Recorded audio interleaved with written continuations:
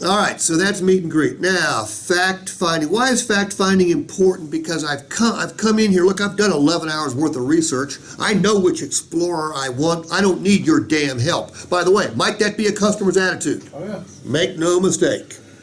Why is fact finding still important? Create rapport with the customer.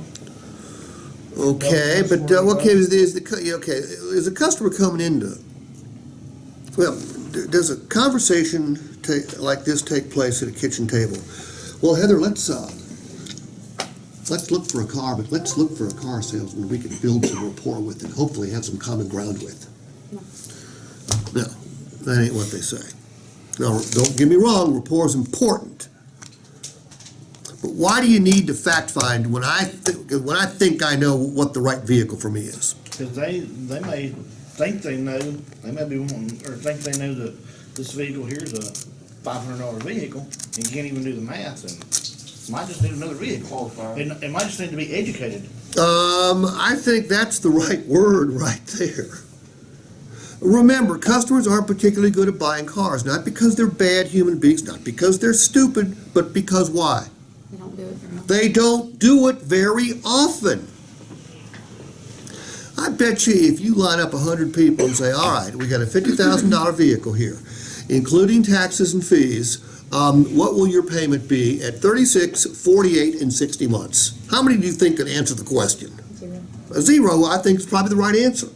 All right, so there's financial education that needs to take place.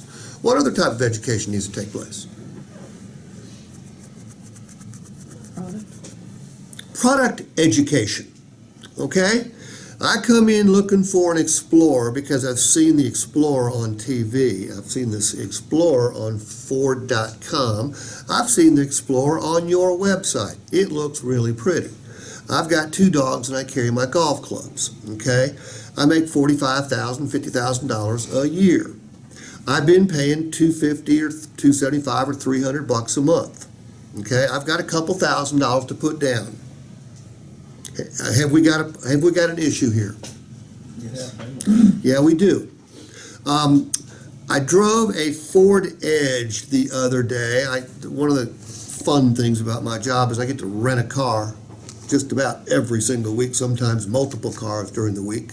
So I get to drive a lot of cars. I'd never driven a Ford Edge before. You know what? Would a Ford Edge satisfy my needs for carrying 2 dogs and some golf clubs? Yes. Fact of the matter is, I was surprised how cool the vehicle was. I was surprised how big the vehicle was. I was surprised how comfortable the vehicle was. That's called product education. You get me in, you ask me what I've been paying, you find out that, I say, look, I'm going to put down $2,000, and I'd like to get a new Explorer for $300 a month. You go, Steve, so would everybody else. We don't finance it for 120 months. I got another idea for you. Let's go check out the Ford Edge. Would you be doing me a favor? Yes. Yeah, you would. That's what professionals do. Fact finding is important. What can be an integral part of fact finding that some of you do, but most of you don't?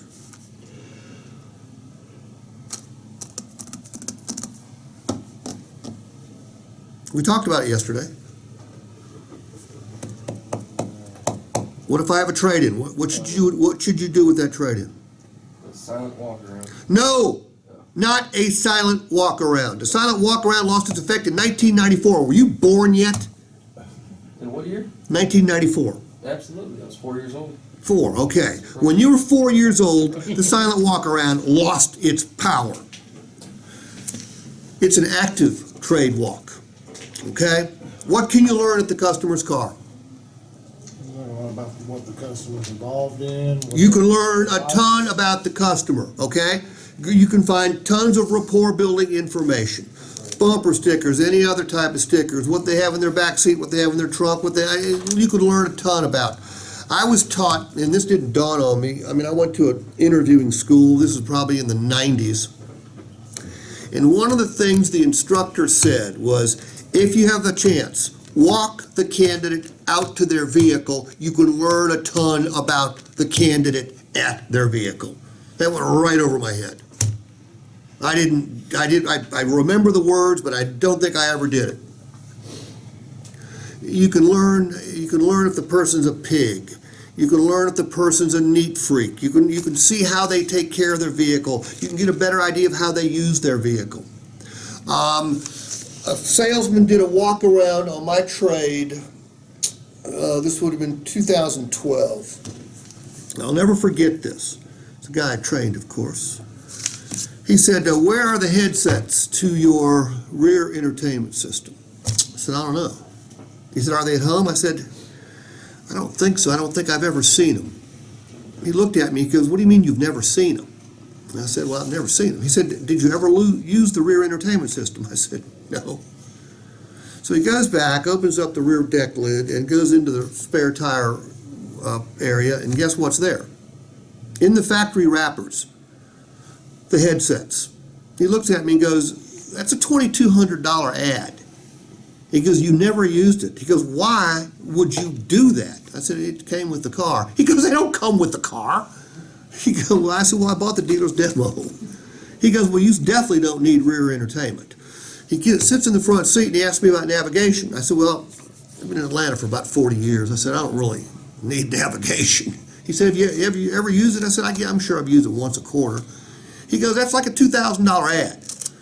He took me from a touring model down to a EXL model and saved me somewhere between $3,000 and $6,000. Did he do me a favor?